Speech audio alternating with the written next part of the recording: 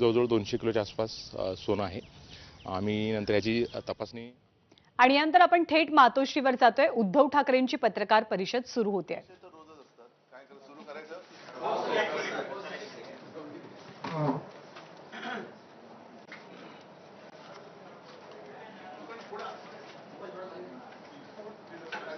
आवाज येतोय मॅडमला जागा द्या. पुढे आहे पुढे.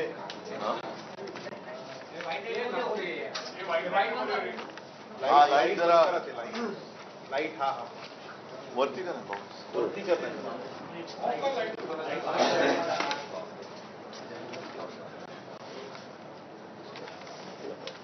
करायचं सुरू.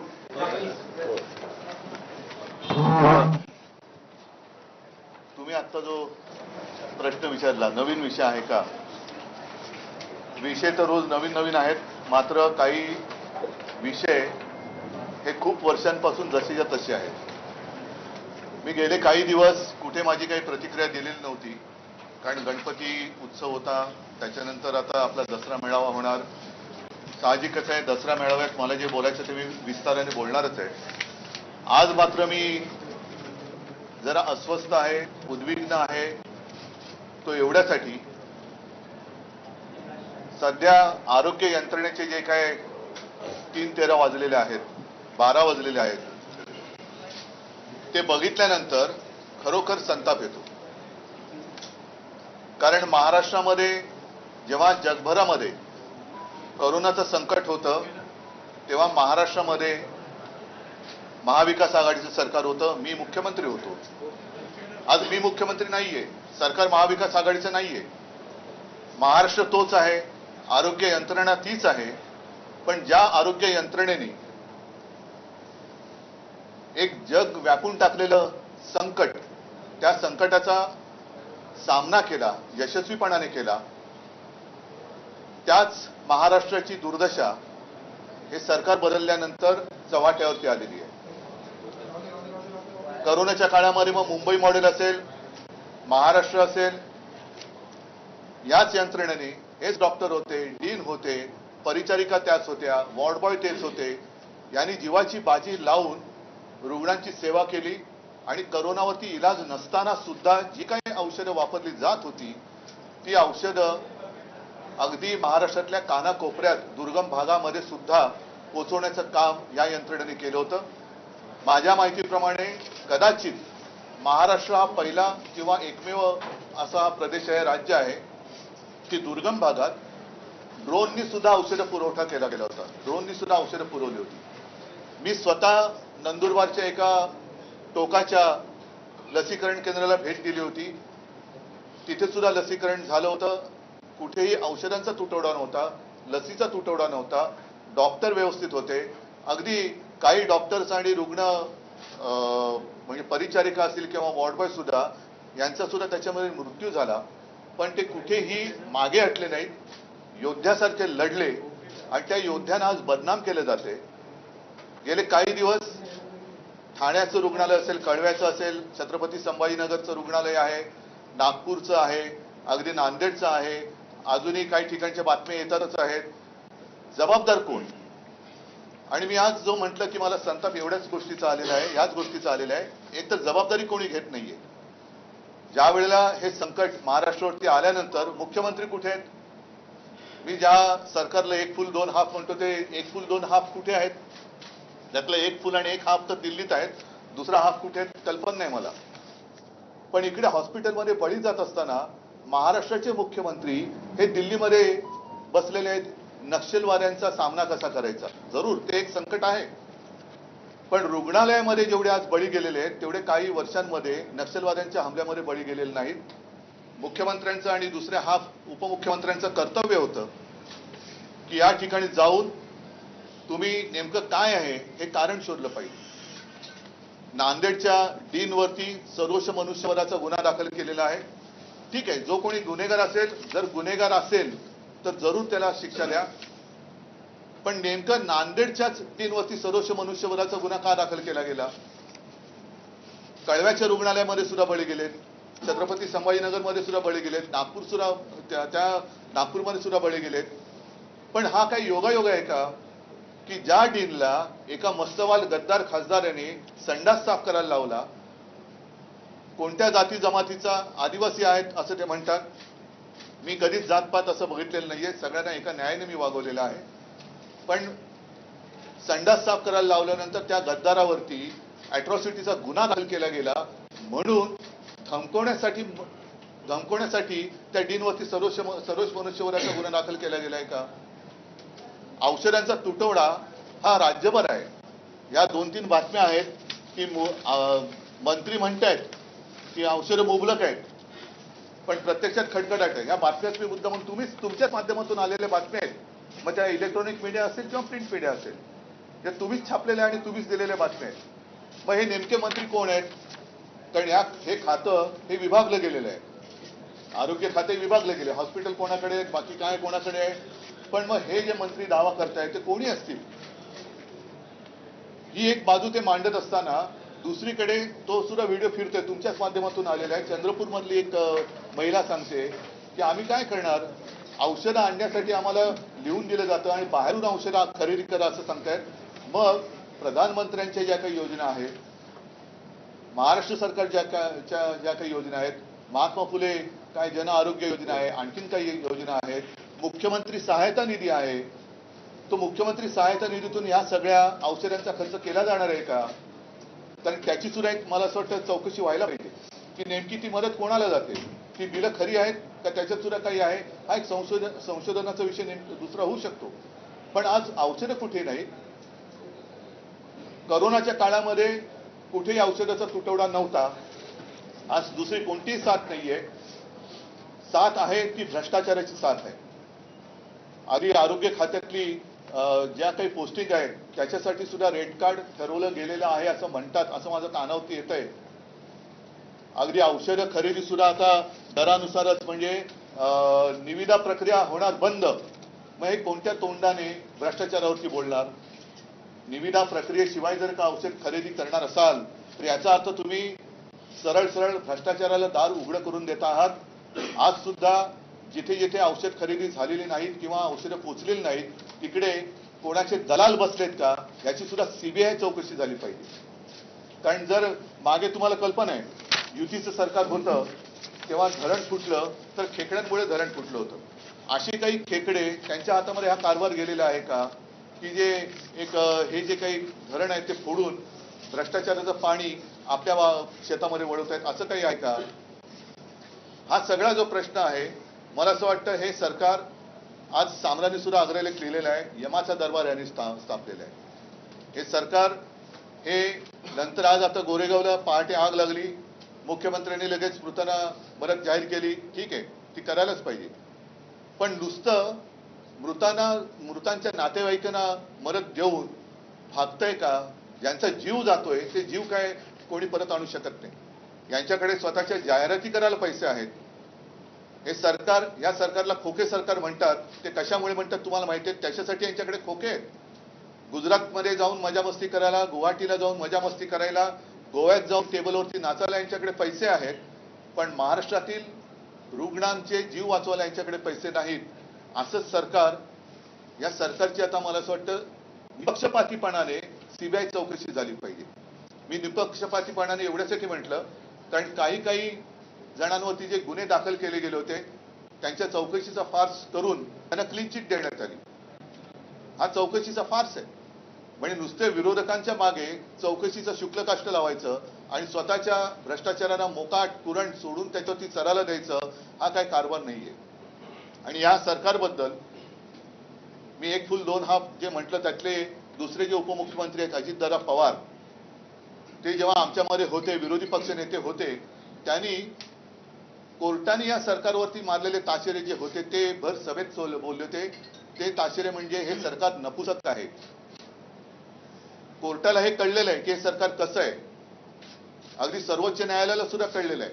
पण हे सरकार आता लवकरात लवकर घालवलं पाहिजे, कारण याच्या या भ्रष्ट कारभारामुळे लोकांचे आता बळी जायला लागलेले आहेत. आणि म्हणून मला असं वाटतं की जनतेने सुद्धा आता जागं झालं पाहिजे. मी महाराष्ट्रातल्या तमाम शिवसैनिकांना आणि शिवसेनेच्या पदाधिकाऱ्यांना एक विनंती करतोय की ज्या काही तक्रारी माझ्यापर्यंत पोहोचत आहेत त्या काही माध्यमातून सुद्धा येत आहेत, काही माझ्या शिवसैनिकांच्या माध्यमातून पण येत आहेत. सर्वांना सांगतोय, आपापल्या जिल्ह्यातील आपापल्या तालुक्यातील सरकारी रुग्णालयात जाऊन तिथल्या डीनना आणि डॉक्टर्सना विश्वासात घेऊन, कारण ते गुन्हेगार नाहीये, औषधाचा पुरवठा होत नाही हा काही त्यांचा दोष नाहीये, पण वस्तुस्थिती जी काही आहे, कुठे कुठे हॉस्पिटलमध्ये औषधं किती पोचलेली आहेत, किती तुटवडा कधीपासून आहे. कारण मला आठवतंय की जोपर्यंत आमचं सरकार होतं तोपर्यंत महाराष्ट्रामधल्या प्रत्येक सरकारी हॉस्पिटलमध्ये किती कोणत्या म्हणजे रोज किती साठा आहे, तो साठा आणि पुरवठा हे सगळं कॉम्प्युटराइज होतं. ती पद्धत आज चालू आहे का? नसेल तर ती कोणी बंद केली? आणि जो मंत्री ज्याला कळलं की हाफकिनच्या माध्यमातून औषध खरेदी होते, तर त्यांनी विचारलं की कोण आहे हाफकिन?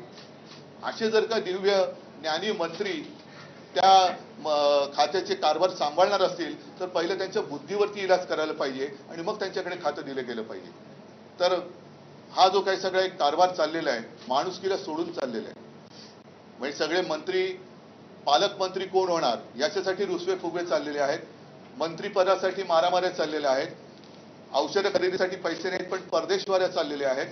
लोकशाही स्वतः चुरगणासारखी टेबलवर पडलेली असताना आपले ट्रायब्युनल जे आत्ताचे आहेत ते म्हणजे पेशंट टेबलवरती आणि डॉक्टर दौऱ्यावरती, अशी त्याची परिस्थिती होती.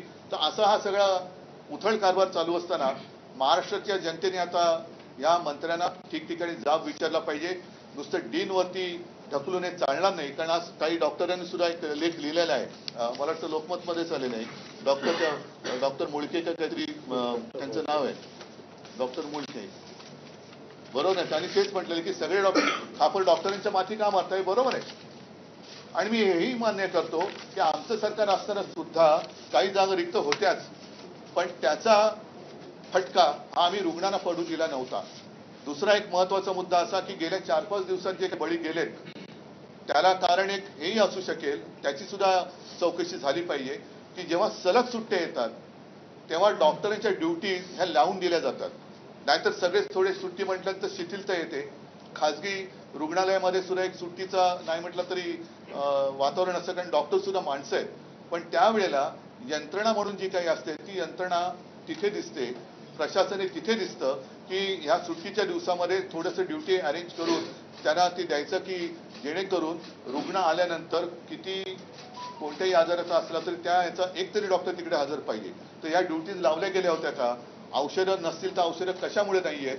आणि आता विना निविदा जर का औषध खरेदी होणार असेल तर हे भ्रष्टाचाराला उघड उघड आमंत्रण आहे. आणि मग हे भ्रष्टाचाराविरुद्ध लढणाऱ्या पंतप्रधानांना सुद्धा मान्य आहे का? हाच माझा एक प्रश्न आहे. हायकोर्टमध्ये या विषयावर हिअरिंग होत होती. आता हायकोर्टमध्ये सरकारच्या वकिलांचं असं म्हणणं आहे की गावाचे जे रुग्णालय आहेत त्यात पेशंट एकदम सिरियस झाल्यानंतर ऍडमिट होतात म्हणून मृत्यू पडली. हे आता नवीन काय पद्धत आली का? आतापर्यंत काय असे रुग्ण येत नव्हते हॉस्पिटलमध्ये? हा म्हणजे अत्यंत नालायकपणा आहे, निर्घुणपणा आहे. पेशंट सिरियस झाल्यावरती आलं तरी तो औषधाविना का जातोय? मग तुमच्याच माध्यमातून जे काही दिसतंय, आज मी म्हटलं ना चंद्रपूर, त्यांना लिहून दिलं जातं, औषधाच्या लिस्ट दिलं जातं, हे औषध बाहेर जाऊन खरेदी करा. मग जर का पेशंट सिरियस असेल तर त्या चिंतेत असलेल्या रुग्णांना तुम्ही बाहेर जाऊन औषधं खरेदी करून आणायला लावता का? तुमच्याकडे औषधं का नाही? पेशंट सिरियस असेल किंवा नसेल पण इलाज करणे तुमचं काम आहे. म्हणून तर तुम्ही सरकारी हॉस्पिटल ती यंत्रणा उभी केलेली आहे. तिकडे औषधाचा पुरवठा होतोय की नाही? आणि जर आता पुन्हा सांगतोय, विदाऊट टेंडर औषध खरेदी करणार असाल तर मग चौकशी कोणाची चौकशी करणार? राज्य सरकारने जे कारण दिलंय न्यायालयामध्ये आता त्यांचं म्हणणं की मनुष्यबळ कमी आहे आणि त्यामुळे अशा प्रकारचे मृत्यू घडतात. त्यानंतर खडसवल म्हणजे उच्च न्यायालय सुद्धा मनुष्यबळ, मी पुन्हा एकदा सांगतो, मनुष्यबळ किंवा काय मी असं म्हणतच नाही की आमच्या वेळेला मनुष्यबळ पूर्ण होतं, आमच्या वेळेला सुद्धा कमी होतंच. पण त्या मनुष्यबळावरतीच आम्ही करोनाचा सामना केला होता. त्याच मनुष्यबळावरती तेच डॉक्टर होते, हेच यंत्रणा होती. पण त्याच्यात रुग्णांची संख्या खूप होती, औषधं म्हणजे इलाज नव्हता. तरी देखील जी काय औषधं वापरली जात होती त्या औषधांचा कुठे आम्ही तुटवडा होऊ दिला नव्हता, ऑक्सिजनचा दिला नव्हता. आता मात्र तसली साथ नसताना भ्रष्टाचाराची साथ आलेली आहे, त्याचे हे बळी आहेत. हायकोर्टाने सांगितलेलं आहे की जर याच्या पुढे मनुष्य बल की कमी की वजह से या फिर मैन पावर या दवाई की कमी की वजह से कोई भी मौत होती तो उसे हम बर्दाश्त नहीं करेंगे, नांदेड मुद्दे पर। नाही, पण त्याच्यावरती काय होतंय, मी पूर्ण कोर्टाचा आदर करून बोलतोय की कोर्टाने कुठेतरी यांना धडा शिकवला पाहिजे, एक कुठेतरी कारवाई केली पाहिजे, त्याच्याशिवाय हे सुधारणार नाही. कारण कोर्टाने ताशेरे मारल्यानंतर यांच्याकडनं वेळ मारून नेली जाते आणि पुन्हा कोण अशी दुर्घटना घडल्यानंतर पुन्हा तेच येरे माझ्या मागल्या ते सुरू होतं. म्हणून मला असं वाटतं की एकदा यांना दणका कोर्टाने दिला पाहिजे. विशेष म्हणजे सर्वोच्च न्यायालयाने सुद्धा आता लोकशाहीचा जास्त अंत न पाहता निर्णय दिला पाहिजे. सर, जून महिन्यामध्ये मेडिकल कॉलेजेस मधल्या सर्व जवळपास 400 डॉक्टरांच्या घाऊक बदल्या मोठ्या प्रमाणात झाल्या होत्या आणि त्यामुळे भाऊक की भाऊक मोठ्या प्रमाणात नाही, म्हणून म्हटलं भाऊक म्हणजे भावना नाही, त्या भाऊकचा अर्थ तुम्हाला कळला असेल. धक्कापडकी बदल्या अशा झाल्या होत्या आणि त्यातले जवळपास नाही, आता सध्या भाऊक डॉक्टर्स अद्यापर्यंत आता जे पोस्टिंग चाललेलं आहे हे मी आरोप करत नाहीये, ही कुजबूज आहे. आताची जी पोस्टिंग आहे त्याचं रेट कार्ड ठरवलं गेलं असं माझ्या कानावर आलं.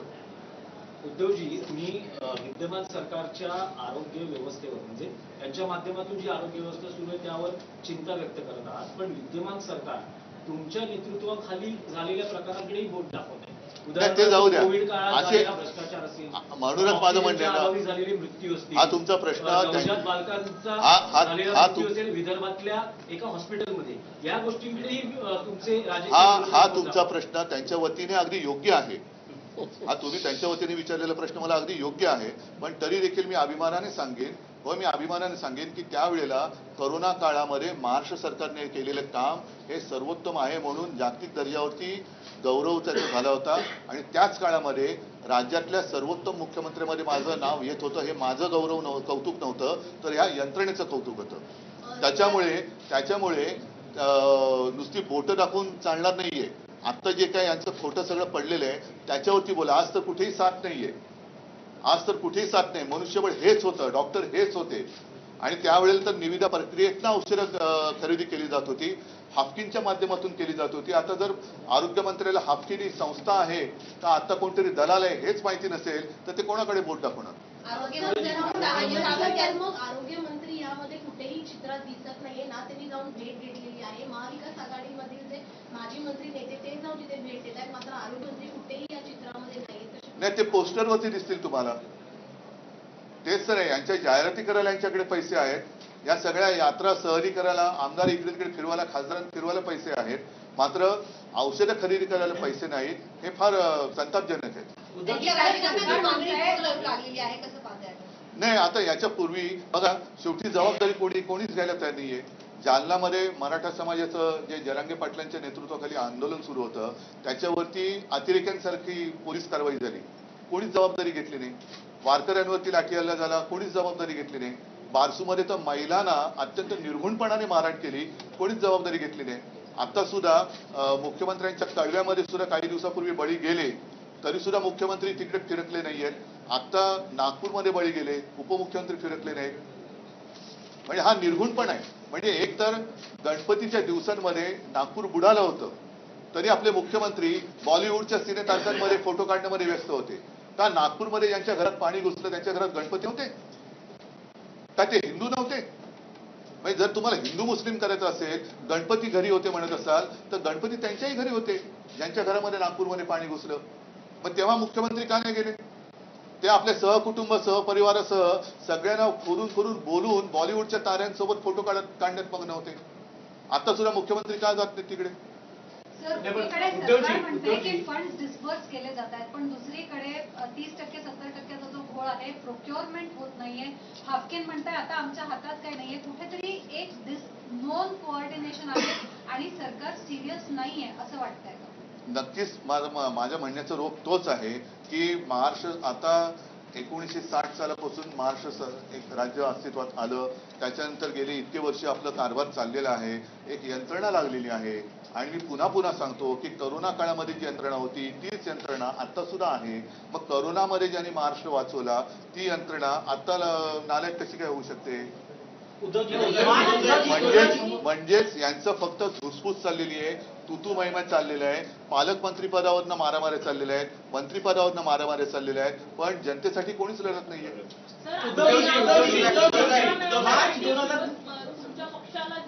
त्याच्यावरती मी नंतर बोलेन आणि दसरा मेळाव्यात मला जे बोलायचं ते मी बोलेन.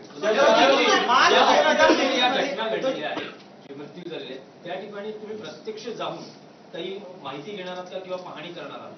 काय जाऊन पाहणी करू? हे जर असंच दिसत असेल तर पाहणी तरी काय करायची? गेलेल्या माणसांबद्दल जाऊन सांत्वन तर करायला पाहिजे, हा भाग वेगळा. पण माझं म्हणणं तेच आहे की आज तुम्ही कोणीच नाहीये, मी मुख्यमंत्री नाहीये. आणि जसा तुम्ही प्रश्न विचारला, माझा पक्षही चोरलाय, चिन्हही चोरलेत, पण ज्यांनी चोरलंय ती चोर मंडळी इकडे काय नाही जात? काम त्यांचं आहे, कर्तव्य त्यांचं आहे. आणि हे सुद्धा जर आम्ही करायचं असेल तर मग हे कशाला पाहिजेत? आमचं सरकार पाडलंच कशाला? आम्ही तर करतच होतो काम. मग आता हे जात का नाही? चोर कंपनी जात का नाही तिकडे? औषधाच्या मुद्द्यावर मार्च 2023 मध्ये एक बॉडी बनवण्यात आली, पण 6 महिने झाले आहेत, अजूनही मेंबर. नाही, आणखीन एक गोष्ट मला सांगा, करोनाच्या काळामध्ये आमच्या सरकारने एक टास्क फोर्स निर्माण केला होता. आता करोनाची साथ गेल्यानंतर साहजिकच आहे, फक्त एकच आहे, दुर्दैवाने माझं सरकार गद्दारी करून यांनी पाडलं. त्याच्यामुळे मला टास्क फोर्सचं तसं काही नीट आभार मानता आले नाहीत, कारण हे सुद्धा तज्ज्ञ लोक होती आहेत. आता तो टास्क फोर्स मध्ये रद्द केला गेला आणि नवीन टास्क फोर्स नेमला. त्याच्यामध्ये मला वाटतं लष्कराच्या सुद्धा अधिकारी एक त्या महिला आहेत त्यांना घेतलेले आहे. मग हा टास्क फोर्स करतोय काय? आता या टास्क फोर्स वरती काय जबाबदारी दिलेली आहे? काम काय आहे? का नेमलेला आहे हा टास्क फोर्स? मग तुम्ही जे म्हणता मी जाणार का? ह्या टास्क फोर्सला पाठवा ना तिकडे. टास्क फोर्सने जावं सगळ्या हॉस्पिटलमध्ये, राज्याचा दौरा करावा आणि विचारपूस करावी, औषधं आहेत की नाही. नेमकं तुम्ही आता म्हणताय की रुग्ण सिरियस होऊन तिकडे येत आहेत, तर जनजागृती करा.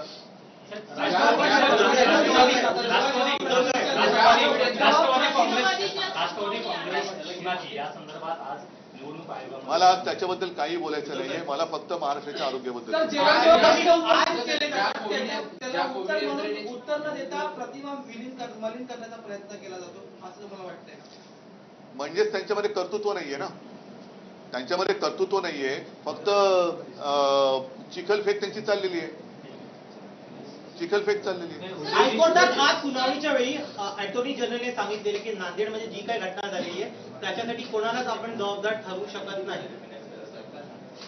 पण म्हणजे काय? म्हणजे काय? ते मॅनपॉवर बद्दल सांगत नाहीये किंवा. हो, पण त्या डीनवरती सर्वोच्च मनुष्यबळाचा गुन्हा दाखल झाला असं मी वाचलं आणि म्हणून तर मी तुम्हाला बोलवलं की जर त्यांच्यावरती त्यांना संडास साफ करायला लावला आणि म्हणून त्या गद्दारावरती जर काय अॅट्रॉसिटी झाली म्हणून यांच्यावरती सर्वोच्च मनुष्यबळाचा गुन्हा दाखल होणार असेल तर मग बाकी ठिकाणी का नाही होते? संभाजीनगर वारंवार केवळ दुर्घटना घडत आहेत, त्याच्यावर सरकारकडून काही कारवाई होताना किंवा प्रतिबंधात्मक उपाय होताना दिसत नाही. अशा वेळी काय केलं पाहिजे किंवा शिवसेना काही आक्रमक भूमिका? बघा, शेवटी असं आहे, शिवसेना आक्रमक भूमिका घेणार. आक्रमक भूमिकेचा अर्थ तुम्हाला कळतो, म्हणजे पुन्हा याच डॉक्टरांवरचा ताण वाढणार, असंच त्याचा अर्थ झाला ना, की आम्ही आक्रमक झाल्यानंतर काहीतरी घडलं, पुन्हा याच डॉक्टरांवरती ताण वाढणार. तर माझं मत असं आहे की आता शिवसैनिकांना मी एक आवाहन करतोय की प्रत्येकाच्या गावात जिथे जिथे सरकारी हॉस्पिटल असेल तिथे जाऊन या डीनना, डॉक्टर्सना विश्वासात घ्या आणि त्यांना विचारा की तुमच्याकडे औषधे किती आहेत, तुमच्याकडे औषधाचा साठा हा नक्की किती दिवसांनी येतो, कोणती औषधं आहेत, अँटीबायोटिक्स आहेत का. साधारणतः आता सीझनप्रमाणे जे रुग्ण असतात त्या रुग्णांना देणं, काही अँटीबायोटिक्स लागतात, सीझनप्रमाणे आजार बदलत असतात, औषधं लागतात, त्या औषधांचा साठा तुमच्याकडे आहे का? कारण मला आठवते की साधारणतः मार्च एप्रिलच्या सुमारास पुढचा पावसाळा लक्षात घेऊन आदिवासी पाडे असतील किंवा दुर्गम भाग जिकडे अतिवृष्टी असेल होत असेल किंवा दरड कोसळण्याची शक्यता असेल अशा ठिकाणी पाऊस सुरू होण्याच्या आधी काही औषधांचा साठा हा पुरवावा लागतो, म्हणजे धान्य पुरवावं लागतं. या सगळ्या काही यंत्रणा ह्या पुढचे सीझन लक्षात घेऊन आधीपासून त्यांना कामावं लावावं लागतं. उद्धव साहेब, मागील काही दिवसांपासून उपमुख्यमंत्री अजित पवार सरकारमध्ये सक्रिय दिसत नाहीयेत. त्यांची नाराजी असल्याचं समजतंय. तुमच्यासोबत ते उपमुख्यमंत्री होते, तुमचा अनुभव कसा आहे? सर, यालाच जोडून आहे की अजित पवार जेव्हा नाराज होतात तेव्हा काही सकारात्मक बदल जे आहेत ते त्यांच्या दृष्टीने घडून येतात असं देखील दिसून आले. माझ्या वेळेला तरी अशी काही त्यांची नाराजी वगैरे कधी मी काही बघितली नव्हती. माझ्याबरोबर सगळे काही व्यवस्थित होते.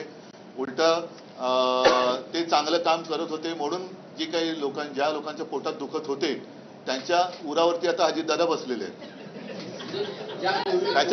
त्याच्यामुळे खरं अजितदादांपेक्षा ज्यांच्या उरावरती बसलेत त्यांनी नाराज व्हायला पाहिजे आणि ज्यांनी त्यांना बसवलंय त्यांच्याही ते उरावर बसले म्हणून त्यांनी नाराज झालं पाहिजे. ज्या कोविड यंत्रणांचं तुम्ही कौतुक करताय त्याच मुंबई महानगरपालिकेच्या अनेक यंत्रणांची वेगवेगळ्या माध्यमातून चौकशी सुरू आहे. अनेकांना समज देखील जात आहे. ज्या कोविडमध्ये मी तुम्हाला तेच सांगितलं. आता दिनेशने तोच प्रश्न विचारला होता. हे स्वतः भ्रष्ट लोक आहेत आणि मग आता काय होतं, काही काही गोष्टी मी दसऱ्याच्या वेळेत बोलणार आहेत की कोणत्या तोंडाने चौकशी करणार. आज तर कोणतीही साथ नाही आहे. आणि त्यावेळेला सुद्धा जे कोविड काळातला भ्रष्टाचार म्हणतायत, मग कोविड काळाचा भ्रष्टाचार पीएम केअर फंडापासूनचा काढा. संपूर्ण देशाचा कारभार त्याची चौकशी करा. माझी तयारी आहे.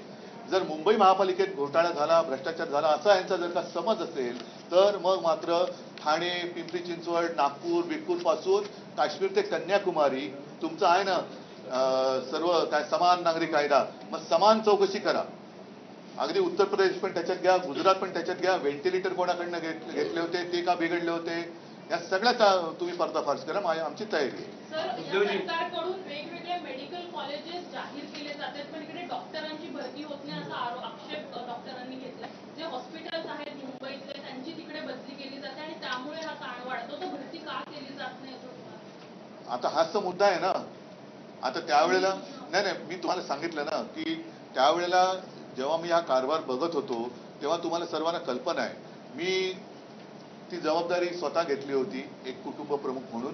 आणि तुमच्याच माध्यमातून किंवा फेसबुक लाईव्हच्या माध्यमातून जनतेशी मी संवाद साधत होतो. कुठे आपल्याला काय कमतरता आहे ती त्यांना सांगत होतो, काय करावं हे सांगत होतं. तसं विश्वास देणारं आज कोणीच दिसत नाहीये. नुसतं स्वतःच्या अंगावरचं झुरळ दुसऱ्यावरती झटकायचं हेच काम यांचं चाललेलं आहे. मात्र यांना मिरवण्याचा जो काही एक शौक आहे प्रत्येक ठिकाणी, म्हणजे गणपतीमध्ये मिरवायचं, बॉलिवूडच्या लोकांना बोलवायचं, आणखीन कुठे जाऊन मिरवायचं, हे सगळे जे काही मिरवणं आहे ना, त्या मिरवण्यापैकी काही टक्के जरी पैसा या यंत्रणेवरती वापरला तरी मला असं वाटतं राज्य सुरळीत चालेल. संजय सिंगला अटक झालेली आहे. आज मी काही बोलणार नाही या विषयावर. मी दसऱ्याला बोलेन.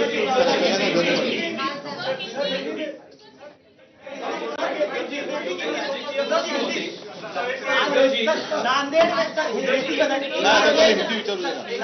में मरीज लगातार मर रहे हैं. सरकार कह रही है दवाइयां कमी, लेकिन जमीन की हकीकत अलग है. सिर्फ नांदेड़ ही नहीं, कुछ दिन पहले मुंबई के नजदीक थाना, जहां से मुख्यमंत्री उनके यहाँ जो हॉस्पिटल है कड़वा, छत्रपति शिवाजी महाराज हॉस्पिटल, फिर राजश्री छत्रपति शाहू महाराज शासकीय वैद्यकीय कोल्हापुर, डॉक्टर शंकरराव चव्हाण हॉस्पिटल नांदेड़, घाटी रुग्णालय छत्रपति संभाजीनगर, मेयो रुग्णालय नागपुर, सभी जगह पर यह दुर्घटना हुई है.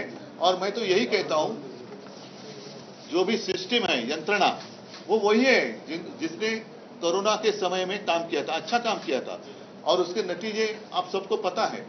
उस वक्त मैं चीफ मिनिस्टर था और कई बार देश में एक अच्छा मुख्यमंत्री, उसमें मेरा नाम आया था. वो गौरव मेरा नहीं था, इन लोगों का था. यही डॉक्टर्स हैं, यही नर्सेस हैं, यही सब वार्ड बॉयज हैं. उस वक्त कोरोना के लिए कोई इलाज नहीं था, लेकिन जो भी दवाइयां यूज कर रहे थे उनकी कभी भी हमने कमी नहीं होने दी थी. आज अचानक ऐसे क्या हो गया, कौन सी ऐसी बीमारी है, कौन सी ऐसी महामारी आई है कि लगातार लोग मर रहे हैं और कोई कुछ नहीं बोल रहा है. कोई कुछ नहीं बोल रहे. किसकी जिम्मेदारी है? कहाँ है हेल्थ मिनिस्टर? कहाँ है? दो हेल्थ मिनिस्टर है, एक चीफ मिनिस्टर और दो, जिससे मैं एक फुल दो हाफ कहता हूं. कहाँ गए वो लोग? मुख्यमंत्री भी नहीं है, दोनों उप मुख्यमंत्री नहीं है. मुझे जानकारी मिली कि मुख्यमंत्री और फडणवीस साहब तो दिल्ली में बैठे हैं. वहां नक्सल के बारे में, उनके बारे में कुछ मीटिंग चल रही है. ठीक है, मैं मानता हूं वो भी विषय महत्वपूर्ण है, लेकिन जितने सारे लोग मर गए, दुर्भाग्य की बात है. नक्सलियों के हमलों से ज्यादा लोग सरकार के अस्पताल में मर रहे हैं, तो प्राथमिकता किससे देनी चाहिए? डॉक्टर को बलि का बकरा बनाया. डॉक्टर, हाँ वही मैं बोलता हूँ ना. तो प्राथमिकता किसे मिलनी चाहिए? मुख्यमंत्री वहां जाने चाहिए, उप मुख्यमंत्री वहां जाने चाहिए. नागपुर में होने के बावजूद जहां से देवेंद्र फडणवीस जी आते हैं, उनके लिए मैंने एक शब्द का इस्तेमाल किया था तो बहुत ही मिर्ची लगी थी उनको. लेकिन आज वो क्या कहेंगे अपने आप को? नागपुर में हादसा होने के बाद भी देवेंद्र फडणवीस वहां नहीं जा रहे हैं. अजित पवार साहब तो पता नहीं उनकी नाराजगी दूर हुई या नहीं हुई. और दूसरे हमारे जो मुख्यमंत्री, जिसे इलीगल बेकायदा सरकार चालवणारे मुख्यमंत्री आहेत, उनकी तो कोई जिम्मेदारी नहीं है. और सबसे दुख की बात, दुख से भी ज्यादा मैं कहता हूं कि गुस्से की बात यह है कि नांदेड़ के जो डीन है उनको एक हमारे गद्दार सांसद है, उन्होंने शौचालय संडास साफ करायला लावलेला और उसके लिए उनके ऊपर एट्रोसिटी की केस हो गई और उसका नतीजा ये हुआ कि उनको अभी उनके ऊपर केस दाखिल कर दी गई सदोष मनुष्यवधाचा गुन्हा। अगर उनका गुना है तो कड़वा में किसका गुना है, नागपुर में किसका है, छत्रपति संभाजीनगर में किसका है, जहां भी ऐसे सारे मृत्यु हो रहे हैं वहां कौन गुनेगार है? असलियत तो यही है कि खुलेआम भ्रष्टाचार चल रहा है। अब तो जो न्यूज आई है विदाउट टेंडर वो दवाइयां खरीदने जा रहे हैं। मंत्री तो कहते हैं कि हर जगह अभी दवाइयां है, दवाइयां की कमी नहीं है, लेकिन सच्चाई यही है जिसकी असलियत जो है आपके माध्यम से सब पूरी दुनिया देख रही है। चंद्रपुर हो या कहीं भी हो, कोई पेशेंट जाता है तो उनको वहां दवाइयां नहीं मिलती, उनको प्रिस्क्रिप्शन दिया जाता, बाहर से जाकर खरीद करके लाओ। तो बोलते फिर जो कुठली आपली थी महात्मा फुले जन आरोग्य योजना है और प्रधानमंत्रियों की, फिर वो योजना गई कहां? तो ये सारा मामला देखने के बाद इनके पास कोई संवेदना नहीं रही है और इनको कोई भी सरकार चलाने का अधिकार नहीं है। सारे लोगों ने, एक तो मैं कहता हूं सरकार ने इस्तीफा देना चाहिए, अगर नहीं तो दोनों जो आरोग्य मंत्री है उन्होंने इस्तीफा देना चाहिए। हाईकोर्ट ने फटकार और ये जो सब कुछ हुआ है तो उसकी सीबीआई जांच होनी चाहिए। हाईकोर्ट ने फटकार लगी, आपको लगता है कुछ बदलाव आएगा? क्योंकि कोर्ट में उनके एजी कोर्ट ने फैसला देना चाहिए। कोर्ट तो हमेशा उनको फटके देती रहती है, फटक्यावरती फटका सरकार देते, कोर्ट देते, पण सरकार एवढं निग्रगट्ट झालेलं आहे, उनको कुछ पडी नाही है, कुछ पडी नाही उनको। उद्धवजी, एक राजकीय विषय होता की पहाटेच्या शपथविधीचं कवित्व अजूनही सुरू आहे। रोज नवे धक्कादायक खुलासे होत असतात। फडणवीसांनी आता नवा गौप्यस्फोट केलाय की राष्ट्रपती राजवट लागू या सगळ्या विषयावरती सहमती होती। या विषयावरती दोन्ही बाजूला पवार डील करत होते। मी या विषयावरती दसऱ्याच्या मेळाव्यात जरूर बोलेन, पण आजचा विषय जो आहे तो फार गंभीर आहे। कारण हे राजकीय विषय आहेत, पण मी राजकारण करताना माणुसकी कधी सोडणार नाही।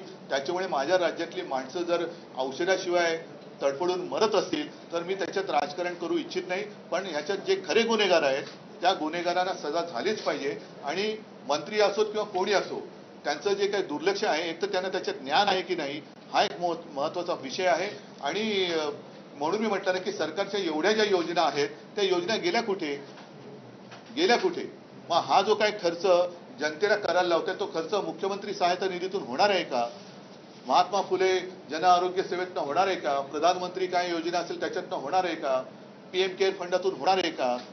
कोणाला प्रश्न विचारायचे कोणी? कारण प्रश्न ज्यांनी विचारला त्यांच्या मागे तुम्ही चौकशीचं शुल्क कष्ट लावता। जर ह्यांचा भ्रष्टाचार दाखवला तर हे उलटी बोटं दाखवतात, जिथे भ्रष्टाचारच नाहीये तिकडे बोटं दाखवून हे सुटू शकत नाही। कारण शेवटी कोणी किती काही म्हटलं तरी अनुभव हा सगळ्यात मोठा गुरु असतो आणि तो अनुभव या सरकारचा ही जनता घेते आहे। ही जनता यांना न्यायालयाचे फटकारे बाजूला, पण ही जनताच यांना निवडणुकीत फटका दिल्याशिवाय राहणार नाही।